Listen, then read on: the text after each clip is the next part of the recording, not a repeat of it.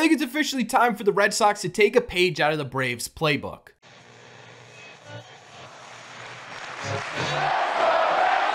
What is going on, everybody? Welcome back to Red Seat Radio. My name is Corbin, and let's all be honest here. Over the last couple of weeks, there hasn't been a ton of exciting buzz surrounding the 2023 Boston Red Sox, right? But one thing that has been exciting over not only the last couple of weeks, but the entire season in general, has been the development of Triston Casas. Casas is putting together a very impressive rookie campaign, and personally, I think it's time for the Red Sox to take a look around the league at the Seattle Mariners, at the Atlanta Braves, at the Arizona Diamondbacks, and other teams, and take a page from that playbook to lock up one of their great young talents early on in their career. So what we are going to do in today's video is we are going to break down why I think it's time to sign Triston Casas to a longer term deal. 2, we are going to talk about what that deal could possibly look like and why it makes sense for the Boston Red Sox. And 3, we're going to talk about what the likelihood of a contract like this happening is, why the Red Sox should do this, and how it could affect the future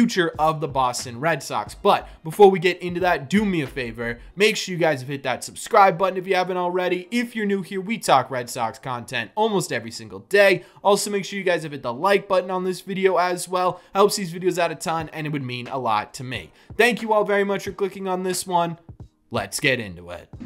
I think when we're breaking down the first part of what I mentioned in our intro here, why we should extend Triston Casas, the big thing that jumps off the page immediately is what he's been able to do on the field, right? Ultimately, that is the ultimate identifier as to whether or not you want someone to be here for a long time. And like I said, Triston Casas is putting together an extremely impressive rookie campaign. So far this year, he has a 265 average with a 366 on base percentage and a 494 slug, good for a 129 OPS plus, or about 29% more productive than the average hitter in Major League Baseball. Now, that OPS plus is actually a really intriguing statistic when we're talking about whether or not to extend Triston Casas, because the last rookie on the Boston Red Sox to put up a 129 or 120 or better OPS plus in their first season at Major League Baseball is Mookie Betts in 2014, and that was a half season. His first full season, he put up a little bit of a lower number. Triston Casas and Mookie Betts are entirely different players, obviously, right? They play the game completely differently. They're not really comparable in many different ways, but we're talking about the success rate of Triston Casas' rookie campaign. If the season ended today, he would have the highest OPS plus from a rookie since Mookie Betts had a 123 OPS plus in 2014. But it's not just the OPS plus that's been really impressive for Triston Casas this year.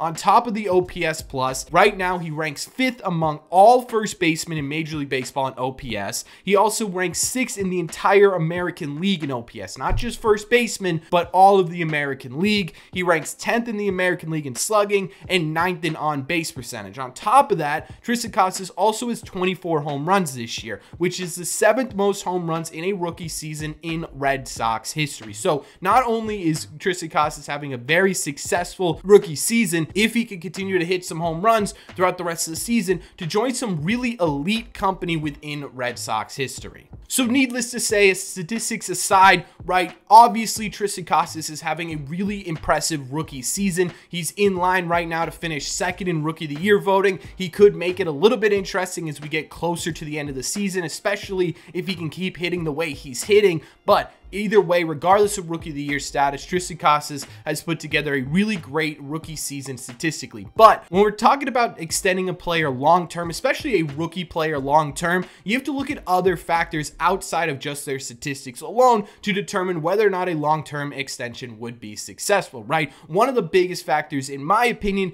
is a player's mentality. How well do they handle the spotlight? What do they think about their craft? Are they hard workers? Are they dedicated, right? Because sometimes when you give a player a paycheck, they check out a little bit mentally. Obviously, when you're talking about a player like Triston Casas that's this young, that's a big part of whether or not you're going to invest in a player going forward. In my opinion, Triston Casas checks this box off entirely, right? He's a freak when it comes to baseball. Everything he does is so meticulously crafted, from the way he eats to the way he prepares for games to the approach in the batter's box. Everything is meticulously crafted. He cares so much about his ability to perform in the batter's box that, yeah, I don't think that's something that's going to change with a paycheck, right? I don't think that mentality comes because they want a payday. I think that mentality comes because they want to be the best. And that's exactly what you're looking for when you're looking at the mentality of a young player and whether or not to give them a lot of money and put your faith in them over the next 7, 8, 9, 10 years, right? That's a big part of it. And I think Triston Casas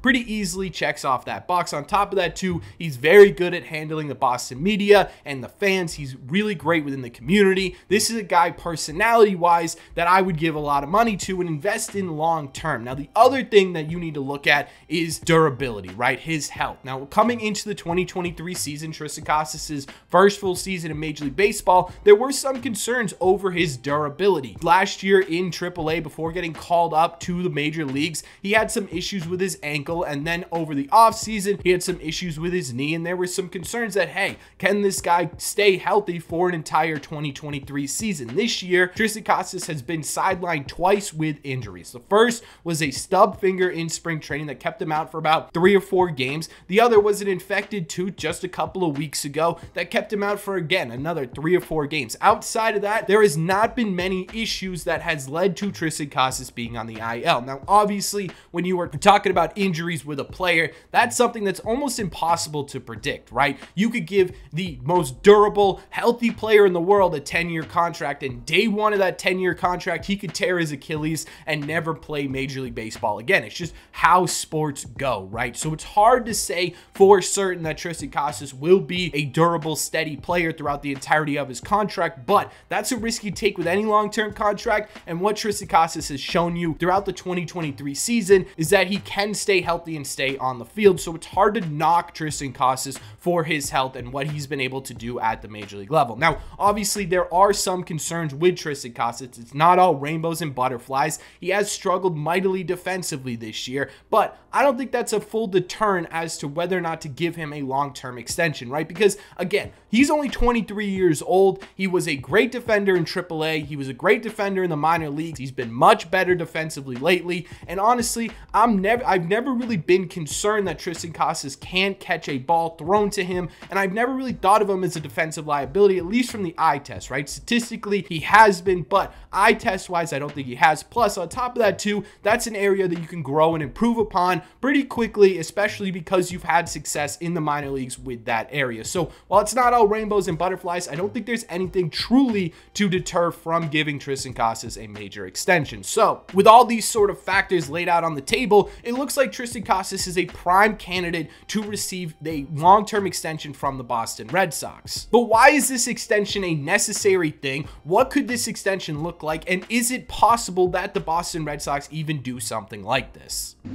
I think the biggest reason why you want to lock up this sort of talent early is because of what we've seen over the last 10, 15 years from the Boston Red Sox, right? Because the closer you allow a player like a Triston Casas, who you're taking a bet on is going to be good for a pretty long time, as they get closer to free agency, a lot of different things can happen, right? There's the Mookie Betts scenario, there's the Xander Bogaerts scenario, there's the John Lester scenario, and as you get closer, a lot of these complications can arise. By locking a player like this up early, you are, one, allowing them to grow and mature within your system and just simply get better and be worth more than what the contract allows, and two, you are adding security into a spot on the Boston Red Sox that you know you don't need to worry about for a pretty long period of time, which are a lot of great benefits, especially for a Red Sox team. So what would a contract like that look like? Well, over this last offseason, the Arizona Diamondbacks signed Corbin Carroll to an 8-year, $111 million contract. Now, this is the Boston Red Sox, so you're probably going to have to give out a little bit more money, but I don't think an 8-year, $126 million contract is really that crazy of something to offer to a guy like Triston Casas. Now, with younger deals like this, there's a very specific way to set them up so you are not overpaying for this player, right? And it's sort of an increase in salary as you get older in Major League Baseball. For example, in this scenario, if he got a 8-year, $126 million contract, it would probably look something like this, where the first year you're getting paid $2 million. The second year, you're getting paid $4 million. Years 3, 4, and 5, you're getting paid $10 million. And then for the last 3 years of your contract, you are making $30 million a year, right? It grows as Triston Casas grows. It matures as Triston Casas matures. Then you can add in stuff like a club option, maybe 2 at the end of this contract that could make it a 10-year deal. Then you add in stuff like MVP incentives to make it a little bit more lucrative and give Triston Casas something to strive for. What you've got at the end of the day is a cost-controlled contract for a guy who has the potential to be a legitimate all-star first baseman in Major League Baseball, and you've got it, and you saved money in the long run. This type of contract would have Triston Casas locked up on the Boston Red Sox. Say you sign it in 2024, this deal goes into effect in 2025. That means you have Triston Casas on your baseball team almost certainly until his age 33 season, which is exactly sort of the time frame you want these players to be locked up in, right? You're getting them from 25 to 33. That's a lot of their prime years being played with the Boston Red Sox. To me, this contract makes all the sense in the world. Now, the biggest question here, right, is this even possible? Would the Red Sox want to do something like this? And my answer to that question